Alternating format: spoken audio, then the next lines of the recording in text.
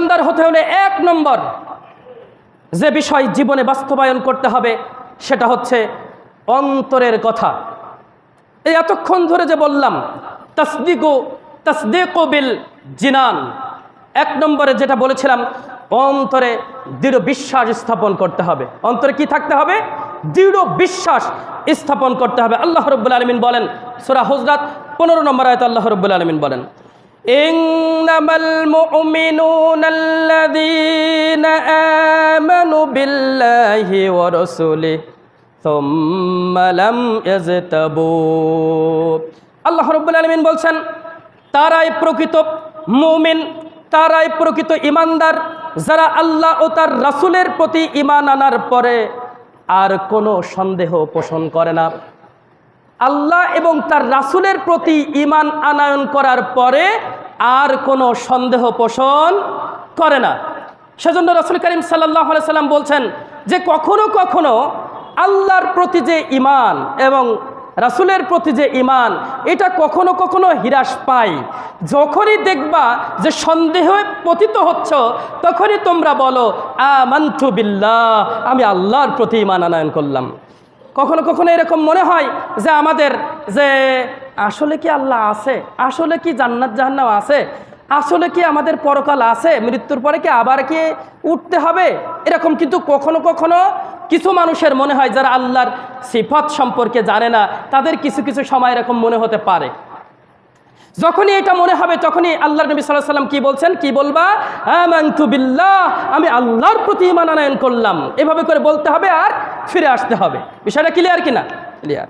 প্রিয় উপস্থিতি, এরপরে আল্লাহ রাব্বুল আলামিন সূরা জুমার 33 এবং 34 নম্বর আয়াতে আল্লাহ রাব্বুল আলামিন বলছেন যারা সত্য সহ উপস্থিত হয়েছে এবং সত্যকে সত্য বলে মেনে নিয়েছে তারাই হলো মুত্তাকিন। সুবহানাল্লাহ। কি বলছে দেখেন, যারা সত্য সহ উপস্থিত হয়েছে এবং সত্যকে সত্য বলে মেনে নিয়েছে তারাই হলো মুত্তাকি, আর তাদের প্রতিদান হলো আল্লাহ রাব্বুল আলামিনের কাছ থেকে তারা যা চাইবে। বুঝেন, যারা সত্যকে সত্য বলে মেনে নিয়েছে মানে আল্লাহ এবং তার রাসূলকে মেনে নিয়েছে এবং ওই যে কিতাব সমূহের উপরে বিশ্বাস স্থাপন করেছে, যা আছে ওই অনুযায়ী সে কি করে, চলার চেষ্টা করে। এরকম যারা করে, এরকম যারা মেনে নেয়, আমল করে ওই অনুযায়ী, আল্লাহ রাব্বুল আলামিন ওদের সম্পর্কে বলছেন যে ওরা মৃত্যুর পরে যা চাইবে আমি আল্লাহ রাব্বুল আলামিন তাদেরকে তাই দেব। সুবহানাল্লাহ বিহামদিহি, সুবহানাল্লাহ।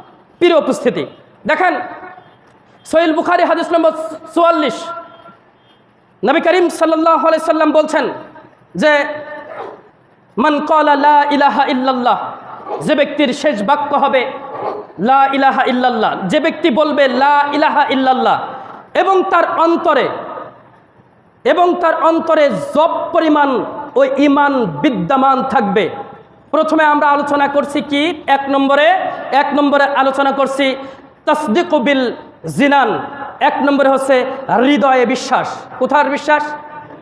হৃদয়ে বিশ্বাস। এই যে হৃদয়, এই যে অন্তর, এই অন্তরে বিশ্বাস, হৃদয়ে বিশ্বাস।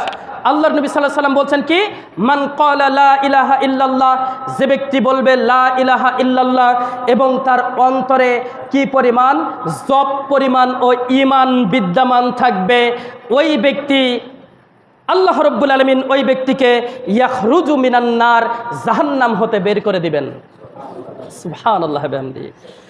আল্লাহর নবী সাল্লাল্লাহু আলাইহি সাল্লাম বলছেন মান ক্বালা লা ইলাহা ইল্লাল্লাহ, যে ব্যক্তি বলবে লা ইলাহা ইল্লাল্লাহ এবং তার অন্তরে শস্য বীজ, গম চিনি তো আমরা, গম পরিমাণ ও ঈমান থাকবে, আল্লাহ রাব্বুল আলামিন ইয়াখরুজু মিনান নার, আল্লাহ রাব্বুল আলামিন তাকে জাহান্নাম হতে বের করে দিবেন। সুবহানাল্লাহ বিহামদিহি।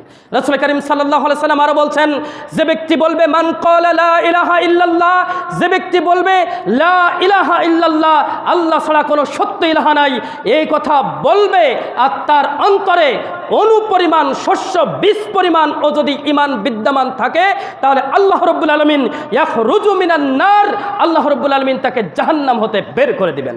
সুবহানাল্লাহ বিহামদিহি। কি মনে করছি আমরা কি মনে করছি? ঈমান সামান্য পরিমাণ, বিন্দু পরিমাণ ঈমান যদি থাকে, অনুপরিমাণ যদি ঈমান থাকে অনুপরিমাণ আমরা বুঝি। একটা বালুকণা দেখা যাচ্ছে চোখে, তাই না? একটা বালুকণা দেখতে পাই না আমরা চোখে?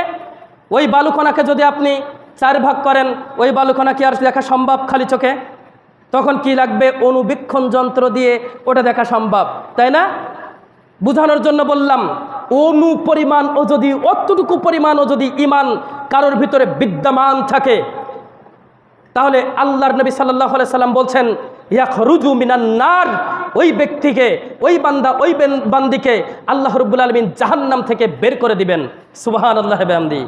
তার মানে, এর মানে এই নয় যে লা ইলাহা ইল্লাল্লাহ বললাম, ঈমান আনয়ন করলাম আর বসে থাকলাম, তাহলে একদিন জান্নাতে যাব। এর মানে এই নয়।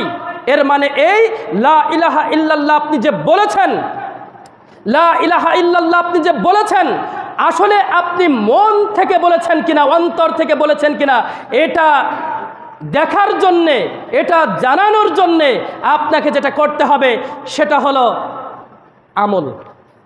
আমল দ্বারা আপনাকে প্রমাণ করতে হবে যে হ্যাঁ, আমি ঈমান আনয়ন করেছি। মুখ থেকে বলেছেন আপনি। একজন মানুষ যখন মুখ থেকে বলে তখন সে ঈমানদার হয়, কিন্তু আসলে ওই ঈমানটা অন্তর থেকে এনেছে কিনা ওইটা প্রমাণ হবে কিসের মাধ্যমে? আমলের মাধ্যমে।